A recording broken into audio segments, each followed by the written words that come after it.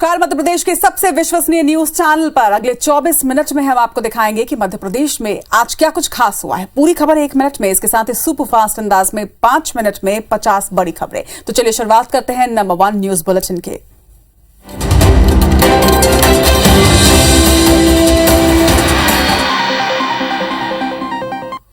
आज देश के आध्यात्मिक जगत को अपूर्णीय क्षति पहुंची है। शंकराचार्य स्वामी स्वरूपानंदाचार्य जी महाराज ने 99 वर्ष के आयु में एमपी के नरसिंहपुर में आखिरी सांस ली। वो 2 मठों द्वारका और ज्योतिष मठ के शंकराचार्य थे। वहीं स्वामी स्वरूपानंदाचार्य जी महाराज के निधन पर पीएम मोदी, सीएम शिवराज सिंह चौहान सहित कई नेताओं ने दुख जताया है।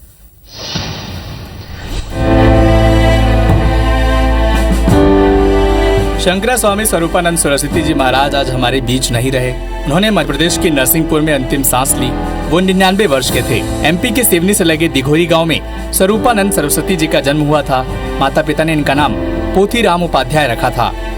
उन्होंने 9 साल की आयु में घर छोड़कर धर्म की यात्रा शुरू की थी। सिवनी जिले के दिघोरी गांव में 2 सितंबर 1924 को जन्मे शंकराचार्य स्वरूपानंद सरस्वती ने राम मंदिर निर्माण के लिए लंबी कानूनी लड़ाई लड़ी थी। शंकराचार्य स्वतंत्रता संग्राम सेनानी भी थे, जो आजादी की लड़ाई में जेल भी गए थे। शंकराचार्य ने सभी देशवासियों के लिए एक कानून की वकालत भी की थी।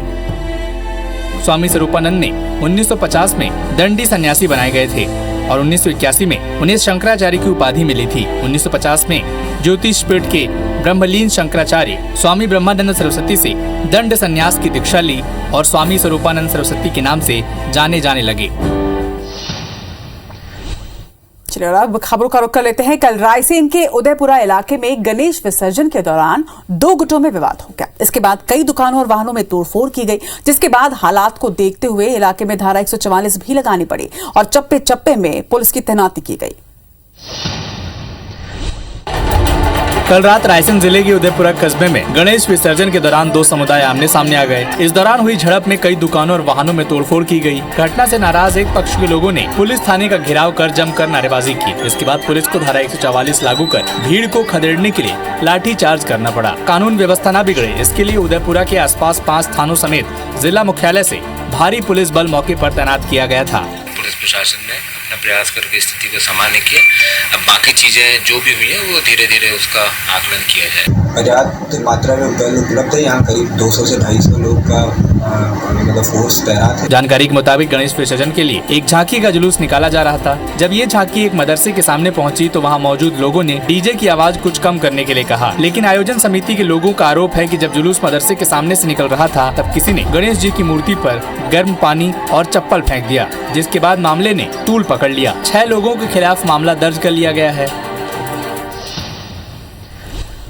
पीएम मोदी के जन्मदिन को लेकर बीजेपी कोई भी कसर नहीं छोड़ना चाहती है। सीएम शिवराज से लेकर कैबिनेट के मंत्री कार्यक्रम की तैयारी को लेकर पूरी ताकत झोंकने में लगे हुए हैं। तो वहीं कमलनाथ ने तंज कसते हुए कहा कि श्योपुर प्रदेश का सबसे कुपोषित जिला है, लिहाजा सरकार को इवेंट करने से पहले कुपोषण दूर करने पर ध्यान देना होगा। 17 सितंबर को पीएम मोदी के जन्मदिन के मौके को लेकर श्योपुर में तैयारियां जोरों शोरों से चल रही है। इस कड़ी में सीएम शिवराज सिंह चौहान ने करहल में सभा स्थल का जायजा लिया। उनके साथ केंद्रीय मंत्री नरेंद्र सिंह तोमर, वीडी शर्मा समेत कई नेता मौजूद रहे। इस दौरान सीएम ने कूनो नेशनल पार्क का भी जायजा लिया और अधिकारियों के साथ बैठक की। 17 तारीख को उनका जन्मदिन भी है। उत्साह और आनंद से सब लोग भरे हुए हैं और प्रधानमंत्री जी को सुनने के लिए उनके आगमन पर जो आवश्यक तैयारियां हैं वो सारी तैयारियां युद्ध स्तर पर चल रही हैं। ये कूनो नेशनल पार्क में आ रहे हैं और चीतों का यहाँ पर वो स्थानांतरण करेंगे। ये बहुत गौरव का क्षण है। सारे अधिकारी लोग यहाँ सचेत हैं पूरी तरीके से और एक अच्छा भव्य कार्यक्रम माननीय प्रधानमंत्री जी का होने जा रहे हैं। आपको बता दें कि पीएम मोदी साउथ अफ्रीका और नामीबिया से लाए गए 8 चीतों को कूनो नेशनल पार्क में छोड़ेंगे और करहल में होने वाले स्व सहायता समूह के सम्मेलन में शामिल होंगे, जिसकी तैयारी को लेकर सीएम से लेकर केंद्रीय मंत्री तक जुटे हुए हैं। हिंदू धर्म में विवाह जैसे पवित्र समारोह को निशाना बनाने वाले एक आयोजन को लेकर जब IBC 24 ने सवाल उठाया तो कार्यक्रम को आयोजकों के होश उड़ गए, जिसके बाद आनन फानन में कार्यक्रम को रद्द किया गया है। क्या था इस कार्यक्रम में खास, देखिए इस रिपोर्ट में। भोपाल में भाई वेलफेयर सोसाइटी ने तलाकशुदा पतियों के लिए 18 सितंबर को डिवोर्स पार्टी का आयोजन किया था, लेकिन हिंदू धर्म में विवाह जैसे पवित्र समारोह को निशाना बनाने वाले एक आयोजन को लेकर IBC 24 ने जब सवाल उठाया तो आयोजकों के होश उड़ गए। आनन फानन में पूरे कार्यक्रम को रद्द कराना पड़ा। आयोजन के तहत जहां पति पत्नियों से अलग होने की खुशी को सेलिब्रेट करने का प्लान था, इस पार्टी में लोगों को बुलाने के लिए शादी की तरह ही कार्ड बांटे जा रहे थे। समारोह में जयमाला विसर्जन, शुद्धिकरण यज्ञ, बारात वापसी, पुरुष संगीत जैसे कार्यक्रम तय थे। कार्ड डिजाइन किया था तो ये सिर्फ हास्य विनोद के लिए जो चीजें की जाती हैं, गेट टुगेदर हो, वो सब हंसमुख और खुश होके जाए। IBC 24 की लगातार खबर दिखाने के बाद और संस्कृति बचाओ मंच के विरोध सामने आने के बाद इस कार्यक्रम को स्थगित कर दिया गया। भाई वेलफेयर सोसाइटी द्वारा आयोजित विवाह विच्छेद समारोह का विरोध करता है। इस प्रकार का अगर आयोजन होगा तो संस्कृति बचाओ मंच वहां पर प्रदर्शन करेगा। हिंदू संस्कृति के खिलाफ इस तरह के आयोजन पर शुरू हुए विवाद के बाद भाई वेलफेयर सोसाइटी ने अपने कदम वापस खींच लिए। PCC chief Kamal Nath Congress party को समाज के अलग अलग वर्गों से जोड़ने में लगे हुए हैं, जिसके लिए पार्टी ने 14 विभाग और 35 प्रकोष्ठों का गठन किया और कार्यकर्ताओं को बीजेपी सरकार के कर्मियों को लोगों के सामने रखने के निर्देश भी दिए हैं।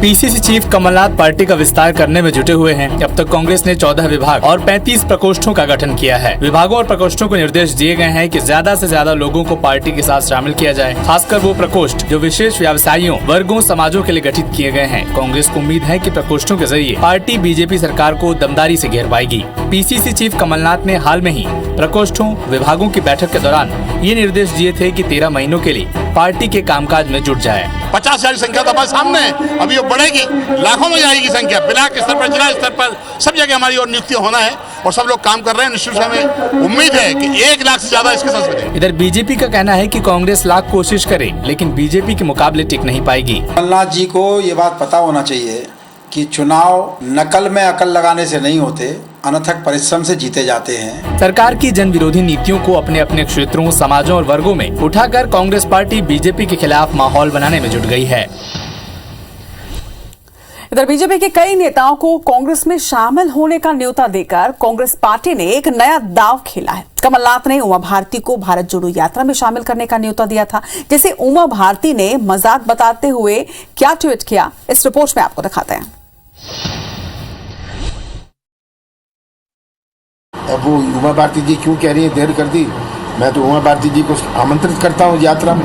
उमा भारती जी सच कह रही है, सामाजिक न्याय की मध्य प्रदेश में कमी है, सामाजिक न्याय की बहुत बड़ी आवश्यकता है। PCC चीफ कमलनाथ का ये वही बयान है जिसमें उन्होंने उमा भारती को भारत जोड़ो यात्रा में शामिल होने का न्योता दिया था।